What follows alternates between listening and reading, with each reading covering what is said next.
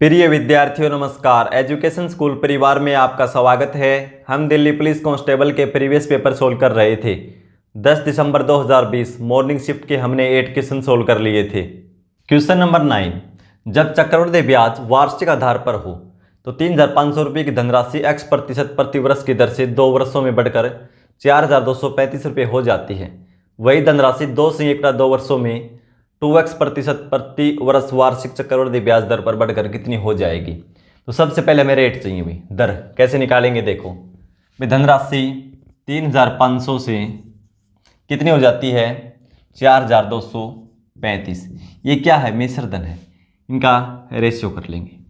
समय 2 वर्ष है तो इसका वर्गमूल निकाल देंगे, 3 है तो इसका घनमूल निकाल देंगे, 4 है तो चौथा मूल निकाल देंगे, 2 है तो इसका वर्गमूल निकाल दो। पहले कैंसिल होता तो कैंसिल कर दो भी। देखो 5 से दोनों कैंसिल हो जाएंगे, कितना हो जाएगा 700 और 5 से 5 8 40, 2 5 चौके 20, 3 5 7 35। अब ये 7 से हो जाएगा और ये भी 12 7 84 7, 7 से ये भी हो जाएगा।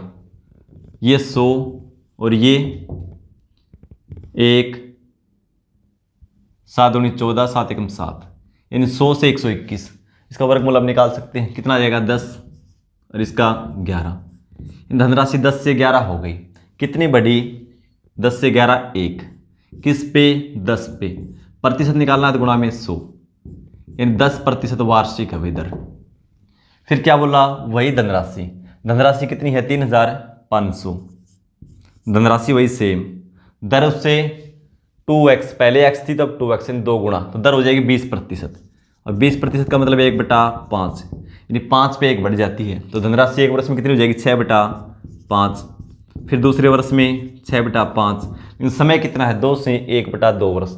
तीसरा वर्ष आधा है तो दर भी आधी होगी। कितनी होगी 10% लगेगी उस पर, यानी 1/10 तीसरे वर्ष के लिए, यानी 11/10 हो जाएगी।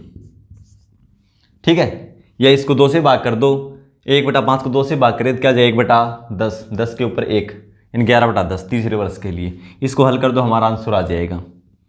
0 से 0 कैंसिल करो, 5 से 70 और फिर 5 से 14। ठीक है, 6 गुणा 6 36, 36 को 11 से गुणा करेंगे 360 और 36 396। 396 को 14 से गुणा कर दो, 14 6 के 84, 8 14 नहीं 126 और 8 134, 13 14 42 और 13 55। धनराशि कितनी हो जाएगी 5,544 रुपये। Option C. क्वेश्चन नंबर 10, 10 संख्याओं का औसत 68.5 है। पहली 4 संख्याओं का औसत तथा अंतिम 7 संख्याओं का औसत क्रमशः 63.5 और 72 है। यदि चौथी संख्या को निकाल दिया जाए तो शेष संख्याओं का औसत क्या होगा। पहले 10 का योग निकाल लेंगे भाई, 10 संख्याओं का योग, 10 संख्याओं का योग। ठीक है, औसत कितना है 68.5। औसत को मैं संख्याओं से गुणा कर दूं, कुल संख्या कितनी 10, तो योग आ जाएगा, कितना आ जाएगा 685। और प्रथम 4 का योग, प्रथम 4 का योग कितना हो जाएगा, औसत कितना 63.5 गुणा में 4 कर दूं। ठीक है, 4 5 20, एक अंक के बाद 10 लगाना है। ठीक है, 4 3 12 और 2 14, 1 24 और 1 25। ठीक है, 4 5 20, 2 12 और 2 14, 1 24 और 1 25, एक अंक के बाद 10 यानी 254 आ जाएगा। और अंतिम 7 का योग निकाल देंगे। कैसे निकालेंगे, औसत दे रखा है 72, 7 से गुणा कर दो, 7 गुणा 2 14, 49 और 1 50, 4 और 4 8 5 7, कितना है 758। ठीक है, 758 किसका योग है, देखो ये 4 और 7 11 संख्याओं का, लेकिन संख्या हमारे पास 10 है। इसका मतलब चौथी संख्या इसमें भी शामिल है और इसमें भी शामिल है। चौथी संख्या 2 बार शामिल है तो इसमें 1 बार शामिल, चौथी संख्या भी, सभी संख्या 1 बार शामिल है। इसमें से मैं घटा दूँ 10 का योग तो चौथी संख्या का मान आ जाएगा, तो 685 घटा दो, कितना बचेगा 3 73। चौथी संख्या 73 है। फिर क्या बोला है, चौथी संख्या को हटा दिया जाए तो शेष संख्याओं का औसत क्या होगा। तो इसका 73 है, तो 73 घटा दो इसमें से, 10 का योग है 73 घटा दो इसमें से, क्या बचेगा 85 में से 73 घटाएं तो 12, इन 612 9 संख्याओं का योग है। औसत निकालना तो 9 से भाग कर दो, ठीक है, 9 से इसको भाग दे दो, कितना आएगा 9 × 6 = 54, बचेगा 7, 9 × 8 = 72, कितना हो जाएगा 68। Option C. क्वेश्चन नंबर 11, एक व्यक्ति जलधारा की विपरीत दिशा में 24 किलोमीटर जाता है और उतनी ही दूरी जलधारा की दिशा में जाता है। इस संपूर्ण यात्रा में उसके द्वारा लिया गया कुल समय 2/1/2 घंटे है। जलधारा की चाल 4 किलोमीटर प्रति घंटा है, तो वह व्यक्ति जलधारा की विपरीत दिशा में नाव द्वारा 40 किलोमीटर की दूरी तय करने में कितने घंटे का समय लेगा। जलधारा की विपरीत दिशा में, तो हमें पहले शांत जल की चाल निकालनी होगी। देख लो, मान लो यहाँ से जाती है और यहाँ तक, क्या बोल रखा है विपरीत दिशा में, यानी मान लो पानी का भाव इस साइड है, यानी ये पॉइंट मान लो ए और ये बी, यानी बी से ए की तरफ पानी जा रहा है और व्यक्ति कहाँ जाता है, इसके विपरीत दिशा में, यानी वो जाता है ए से बी और दूरी कितनी है 24 किलोमीटर। और जलधारा की चाल क्या है 4 किलोमीटर प्रति घंटा। शांत जल में मान लो x है, तो इसका अपोजिट जाएगा ना, तो क्या हो जाएगा x में से 4 घट जाएगा, ठीक है। और जब इसके दिशा में जाएगा b से a की तरफ जाएगा तो चाल क्या हो जाएगी x + 4। दूरी दोनों में सेम है, तो देखो पहले क्या है विपरीत जाता है, तो विपरीत चाल क्या हो जाएगी x - 4 और दिशा में जाएगा जब x + 4। ये दूरी ये चाल क्या आएगा समय, ये भी समय, दोनों का जोड़ के दे रखा है तो जोड़ दो, कितना है 2/1/2 घंटे, यानी 5/2 घंटे। ये देखो दो ही तरीके हैं, या तो इसको एलसीएम लेकर सोल्व करो या संख्या ऐसे मान के देखो, कोई मान के देखेंगे तो ऐसी संख्या मान के देखो आप जो ऊपर वाली संख्या से कैंसिल हो जाए, यानी ये 4 की टेबल में आती है, 2 की टेबल में आती है, 3 की टेबल में आती है, 6 की टेबल में, 12 की टेबल में, ऐसी संख्या मानो जो कैंसिल हो जाए। मान के देखो एक बार हो जाए तो, नहीं तो हम एलसीएम लेके सोल्व करेंगे इसको, ठीक है। या कई बार क्या होता है सीधी चाल पूछ लेते हैं तो हम ऑप्शन से कर देते हैं, लेकिन अब की बार ऑप्शन से नहीं कर पाएंगे क्योंकि क्वेश्चन को आगे और बढ़ा रखा है, ठीक है। तो देखो यहाँ मान लो हम चाल मान लेते हैं उसकी, x का मान 12 मान के देखो, 12 मानेंगे तो 12 में से 4 घटाएंगे तो 8, 8 से भाग देंगे तो 3 घंटे का समय तो यहीं लग गया, इसका मतलब 8 से ज़्यादा है संख्या। 16 मान के देखो, 16 में से 4 घटाएंगे 12, 2 घंटे तो यहीं लग गया और यहाँ भी लगेगा, क्यों आधे घंटे में रिकवर नहीं करेगी, ठीक है। फिर देखो 20 मान के देखो, 20 में से 4 घटाएंगे 16, 16 से करेंगे 24/16 3/2, यानी 1.5 घंटे का समय लगेगा। और यहाँ 20 और 4 24, 1 घंटे का समय यहाँ लगेगा, तो क्या हो गए सेटिस्फाई हो गया इससे 20 से। तो x का मान क्या जाएगा 20, x का मान 20 मानेंगे तो देखो 24/20 में से 4 घटाएंगे 16 + 24, 20 और 4 24, यानी 1 घंटे का समय तो दिशा में जाने में लगेगा।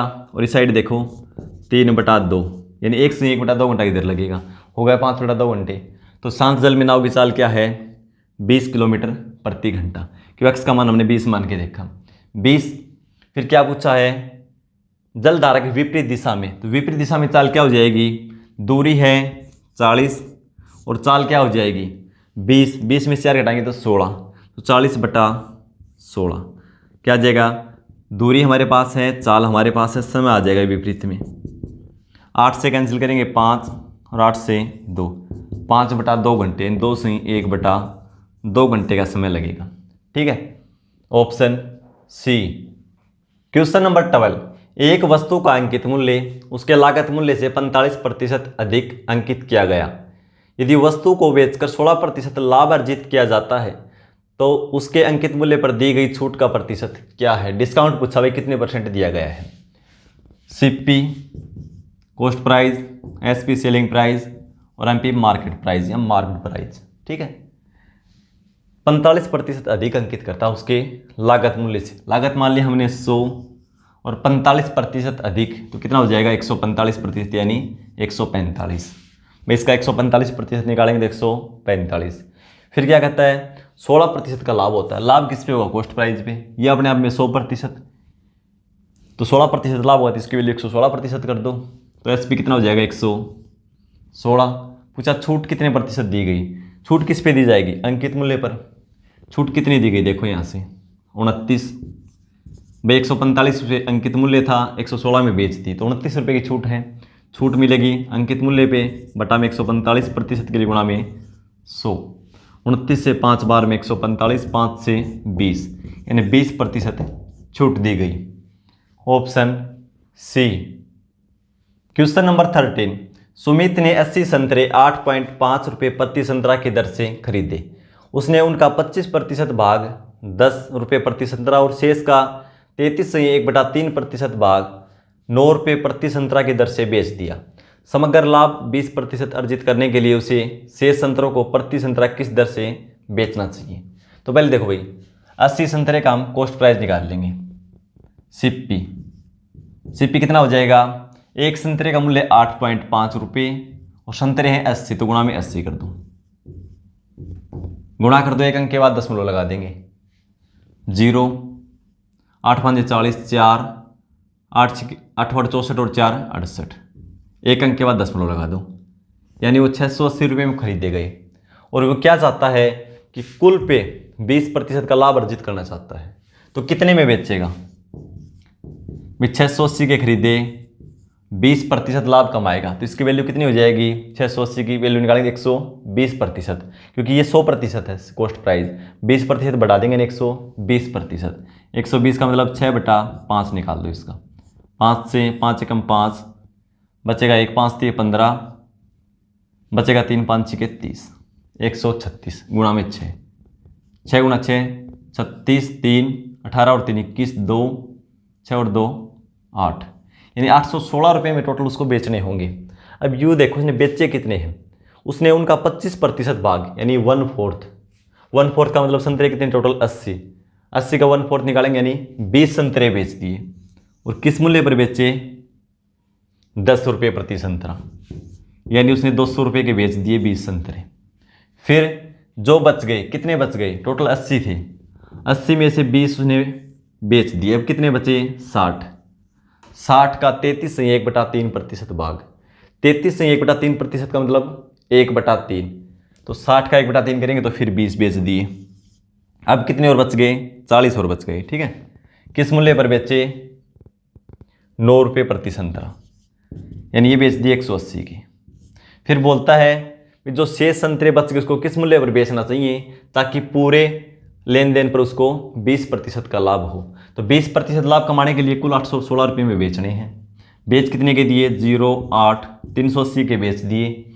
कितने रुपये और कमाने हैं उसको, 816 में से 380 घटा दो, 380 इसमें से घटा दो, क्या बचेगा, 6 3 और 4, 436 रुपये में बेचने हैं। कितने संतरे, देखो 20 और 20 40 तो बेच दिए, 40 बचे हैं तो 40 से भाग कर दो इसको, 4 से भाग देंगे 10, 4 से 109, 109 को 10 से भाग देंगे, ये 10.9 रुपये प्रति संतरा बेचना होगा, 10.9 रुपये। Option C. क्वेश्चन नंबर 14, जब 5542, 5755 और 6181 को बड़ी से बड़ी संख्या x से भाग दिया जाता है तो प्रत्येक दशा में समान शेषफल प्राप्त होता है। x का मान किन दो संख्याओं के बीच है, ये हमें पता करना है। तो भाई देखो इसका HCF निकालना होगा। 5542, 5755 और 6181 HCF निकालना होगा। भाई HCF या तो इनका अंतर HCF होगा या अंतर का कोई फैक्टर HCF होगा। तो अंतर इसका निकाल के देख लो एक बार। 5755 में से 5542 घटा देंगे, यानी 755 में से 542 घटा दो कि 5000 दोनों में कॉमन है। ठीक है, तो क्या बचेगा, 3, 5 में से 4 जाएगा 1, 7 में से 5 जाएंगे 2, 213 का अंतर है। या तो इसका HCF 213 हो सकता है या इसका कोई फैक्टर क्या क्या होंगे इसके, 1, 2 से भाग नहीं जाएगा, फिर 3 से जाएगा, 3 से भाग देंगे 2, 3 7 21, 3 एकम 3, ये एक प्राइम नंबर आ गया, अब टूटेगा नहीं। और क्या उसका इसका फैक्टर, ये इसका फैक्टर क्या है, 213 के 1, 3, 71 और 213, इनमें से कोई भी संख्या HCF होगा। तो देखो सबसे छोटी संख्या क्या रखी इसमें 160 और बड़ी से बड़ी 240, इनके बीच में है। तो 160 से ये भी छोटी है, ये भी छोटी है, ये भी छोटी है, तो HCF क्या होगा इसका 213। भी ऑप्शन ऐसे मिल गए तो हमें निकालने की जरूरत नहीं है इसका। ठीक है, 213 किन दो संख्याओं के बीच है, 200 और 220 के बीच में आएगा, तो ऑप्शन ए हमारा राइट हो जाएगा, क्योंकि ये तो भाई इनसे छोटे हैं सभी, ऐसा तो ऑप्शन ही नहीं है। मान लो ऑप्शन में होता 60 और 70 के बीच, तो हम निकाल के देखना पड़ता, भी हो सकता है 71 भी हो इसका HCF। ठीक है, लेकिन पता चल गया यहाँ से कि ये 213 होगा, क्योंकि कम से कम 160 है, तो हमारे पास फैक्टर यही है, तो HCF क्या होगा इसका 213, जो 200 और 220 के बीच में होगा, ऑप्शन ए हो जाएगा। क्वेश्चन नंबर 15 सिंप्लीफिकेशन का है। देखो कैसे सोल्व करेंगे इसको। सबसे पहले ब्रैकेट को हल करेंगे, और ब्रैकेट में भी सबसे पहले ऑफ। ठीक है, देखो कैंसिल तो होता नहीं, तो 3 × 4 12 बटा में 35। ठीक है, भाग का साइन है 9 बटा 14 भाग में 12 बटा में 35, लेकिन निशान पलट जाएगा गुणा का, भाग गुणा में बदल जाएगा और संख्या 35 बटा 12। कैंसिल करेंगे 7 से 5 12 में, 7 से 2, 3 से 3 और 3 से 4, इन 15 बटा 8। इधर प्लस का साइन है। अब देखो ब्रैकेट को हमने हल कर लिया, कितना आया 15 बटा 8। ठीक है, अब आगे इसको हल करेंगे। सबसे पहले क्या आएगा, इसमें भाग हल होगा 0.93, 3 के ऊपर बार है, तो बार कैसे हटाते हैं, हर शिफ्ट में क्वेश्चन पूछा गया है, मैंने हर बार बेसिक से बताया है, ये टॉपिक आप अच्छे से क्लियर कर लेना। ठीक है, तो देखो कैसे हटाएंगे। संख्या लिखो 93, इसमें से वो संख्या घटा दो जिसके ऊपर बार नहीं है, 9 बटा में जितने अंकों पर बार है उसके बदले में 9, जितने अंकों पर बार नहीं है दशमलव के बाद उसके बदले में 0। तो 93 में से 9 घटाएंगे, कितना बचेगा 82। ठीक है, 93 में से 9 घटाएंगे, 84, कितना बचेगा 84 बटा में कितना है 90 भाग में। आगे देखो इसका बार हटाएंगे तो 84, जितने अंकों पर बार उसके बदले में 9, दोनों पे बार है तो 84 बटा में 99, भाग का साइन बदल जाएगा गुणा में और संख्या बदल जाएगी 99 बटा में 84। ठीक है, अब आगे देखो प्लस 2 बटा 3 माइनस 2 बटा 3 और गुणा में 9 बटा 10। इसको हल कर दो। 84 से 84 कैंसिल हो जाएगा, 9 से 10, 10 बार में ये और 11 बार में ये हो जाएगा। ठीक है, तो यहाँ क्या बचा 11 बटा में 10 प्लस, अब देखो ये 2 बटा 3 और ये माइनस 2 बटा 3 गुणा में 9 बटा 10, तो पहले गुणा हल होगा। देखो 3 से 3 बार में, 2 से 5 बार में। ठीक है, तो यहाँ क्या बचा 2 बटा 3 माइनस 3 बटा 5 और प्लस में ब्रैकेट से क्या है 15 बटा 8। इसका एलसीएम ले लेंगे, कितना आ जाएगा 8 और 10 का एलसीएम लेंगे 40, 40 में 5 भी आ जाएगा, 3 नहीं आएगा, 120 आ जाएगा एलसीएम। ठीक है, 10 से भाग देंगे 12, 12 गुणा 11 132 प्लस 3 से भाग देंगे 40 गुणा 2 80 माइनस 5 से भाग देंगे 24 गुणा 3 72 प्लस 8 से भाग देंगे 15 गुणा 15 225। ठीक है, अब देखो माइनस का 72 है, इसमें से घटा लो, क्या आ जाएगा 80 में से 72 घटाएंगे क्या बचेगा, यहाँ से प्लस का 8 और 8 इसमें जोड़ देंगे 140, 140 तो ये है और 225 ये है, तो जोड़ेंगे तो दोनों को 300 कितना हो जाएगा 65, 365 बटा में 120। अब कैंसिल किससे होगा, ये 5 से कर लो, 5 से करेंगे तो 5 7 35 बचेगा, 1 5 3 15, इसको 5 से करेंगे तो 24। कितना आंसर आया हमारा 73 बटा 24, 73 बटा 24 ऑप्शन ए। इस शिफ्ट के हमने मैथ के क्वेश्चन सोल्व कर लिए हैं। मिलते हैं अगली क्लास में, धन्यवाद।